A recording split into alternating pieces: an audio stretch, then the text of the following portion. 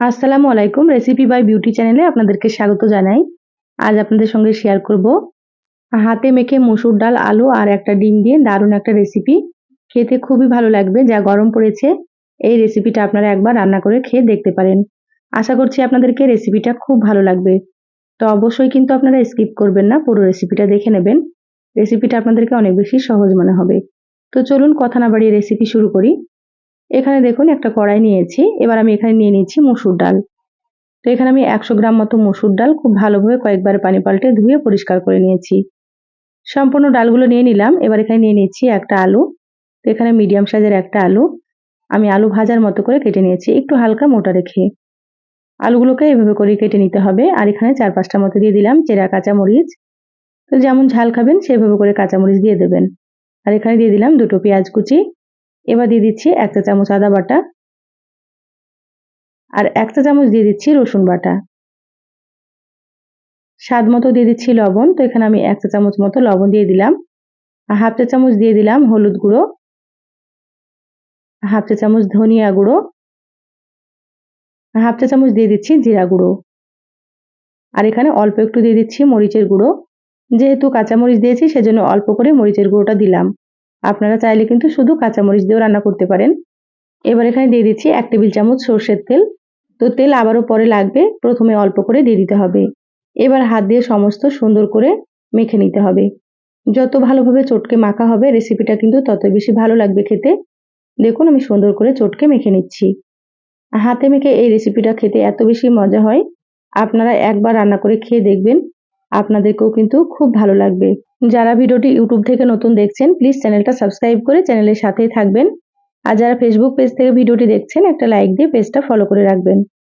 তাতে করে যখনই ভিডিও আপলোড করব আপনারা সবার প্রথমে নোটিফিকেশন পেয়ে যাবেন। দেখুন সুন্দর করে চটকে মেখে নিয়েছি। এখানে আমি 3 কাপ পরিমাণে পানি দিয়ে দিলাম। একটু পানির পরিমাণ বেশি দিতে হবে যেহেতু সবকিছু সেদ্ধ হবে সেজন্য। খুব ভালোভাবে একটু নেড়েচেড়ে নিয়েছি। এবার ঢাকা দিয়ে 15 মিনিট মতো রান্না করে নেব, তারপরেই ফিরে আসছি। এই পর্যায়ে কিন্তু গ্যাসের আঁচটা মিডিয়ামে রাখতে হবে। মিডিয়ামে রেখে রান্নাটা করে নিতে হবে। তো দেখুন প্রায় 15 মিনিট মতো রান্না করে নিয়েছি, ঢাকাটা খুলে নিলাম। এবার দেখে নেব সবকিছু সুন্দর মতো সেদ্ধ হয়েছে কি। দেখুন ডালগুলো কিন্তু খুব সুন্দর সেদ্ধ হয়ে গিয়েছে আর আলুগুলোও কিন্তু খুব সুন্দর মতো সেদ্ধ হয়েছে। আপনারা হয়তো দেখেই বুঝতে পারছেন। এইভাবে একটু সময় নিয়ে রান্নাটা করে নিতে হবে। এবার ঢাকা দিয়ে রেখে দেবো 5 মিনিট মতো, গ্যাসের আঁচ একেবারে লোতে রেখে। এবার এখানে দেখুন অন্য চুলাতে একটা ফ্রাই প্যান দিয়ে দিলাম। ফ্রাই প্যানে দিয়ে দিলাম 1 চামচ মতো সর্ষের তেল। এখানে আমি রান্নাটা সর্ষের তেলে করছি, আপনারা চাইলে কিন্তু সর্ষের তেলের পরিবর্তে সয়াবিন তেল দিয়েও রান্না করতে পারেন। দেখুন তেল খুব ভালো মতো গরম করে নিয়েছি। এবার আমি এখানে দিয়ে দিলাম একটা ডিম, সামান্য একটু ডিমের উপরে লবণ দিয়ে দিলাম। তো এখানে আমি একটা ডিম দিলাম, আপনারা চাইলে এখানে 2টো বা 3টে ডিমও দিতে পারেন। এবার গ্যাসের আঁচ লোতে রেখে ডিমটাকে আমি একটু ঝুরি করে ভেজে নেব। আর একেবারে হালকা করে ভেজে নিতে হবে, তাহলে ডিমগুলো নরম থাকবে আর খেতেও বেশ ভালো লাগবে।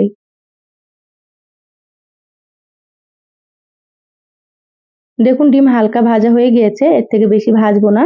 এবার আমি ডিমগুলোকে প্লেটে তুলে নিচ্ছি। ডিম প্লেটে তুলে রেখে দিলাম। কড়াইয়ে আবারও দিয়ে দিচ্ছি 1 টেবিল চামচ সর্ষের তেল। তেল হালকা গরম হলে দিয়ে দিচ্ছি এখানে 2টো শুকনো মরিচ আর দিয়ে দিচ্ছি হাফ চা চামচ মতো গোটা জিরা। এবার আমি এখানে দিয়ে দিচ্ছি রসুন কুচি। তো এখানে আমি 4-5টা রসুনের কোয়া এভাবে ছোট ছোট করে কুচি করে নিয়েছি। রসুনটা অবশ্যই দেওয়ার চেষ্টা করবেন, রসুন দিলে কিন্তু খেতে ভালো লাগে। এবার গ্যাসের আঁচ মিডিয়ামে রেখে সবগুলো খুব ভালোভাবে একটু ভেজে নেব। হালকা একটু লালচে করে ভেজে নিতে হবে।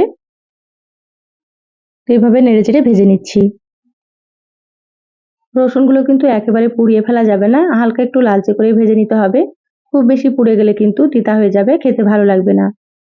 হালকা লালচে করে ভাজা হয়ে গিয়েছে, এবার আমি ফ্রাই প্যানটা নামিয়ে নিলাম। কড়াইয়ের ঢাকনাটা খুলে নিচ্ছি। এবার আমি এখানে বাগারটা দিয়ে দেবো। এইভাবে অবশ্যই একটু বাগার দিয়ে দেবেন, বাগার দিলে কিন্তু এই রেসিপির স্বাদ একেবারে দ্বিগুণ হয়ে যাবে।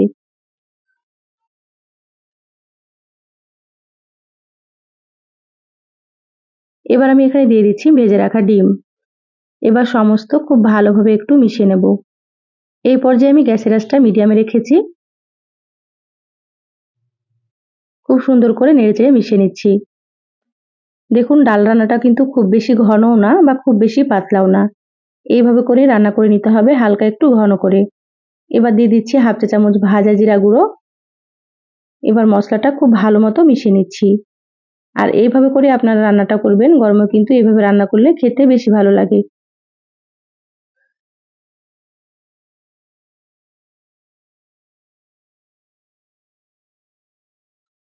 মশলাটা খুব ভালোভাবে মিশিয়ে নিয়েছি, রান্না হয়ে গিয়েছে। এবার আমি গ্যাস বন্ধ করে দিচ্ছি। ঢাকা দিয়ে 5 থেকে 6 মিনিট রেখে তারপরে আপনাদেরকে আমি দেখাচ্ছি। দেখুন প্রায় 6 মিনিট পর বলে ঢেলে নিয়েছি। মাশাআল্লাহ কতটা সুন্দর হয়েছে। এই রেসিপিটা আপনারা গরম ভাত, রুটি, পরোটা সবকিছুর সঙ্গেই খেতে পারবেন। যা গরম পড়েছে অবশ্যই কিন্তু আপনারা একবার হলেও এই রেসিপিটা রান্না করে খেয়ে দেখবেন। একবার খেলে আপনারা বুঝতে পারবেন কতটা টেস্ট হয়। তো রেসিপি কেমন লাগলো চ্যানেলের কমেন্ট বক্সে জানাবেন। ভালো লাগলে একটা লাইক দিয়ে ভিডিওটা শেয়ার করে দিবেন। সবাই ভালো থাকবেন, সুস্থ থাকবেন। দেখা হবে নতুন রেসিপিতে। ধন্যবাদ সবাইকে। আল্লাহ হাফেজ।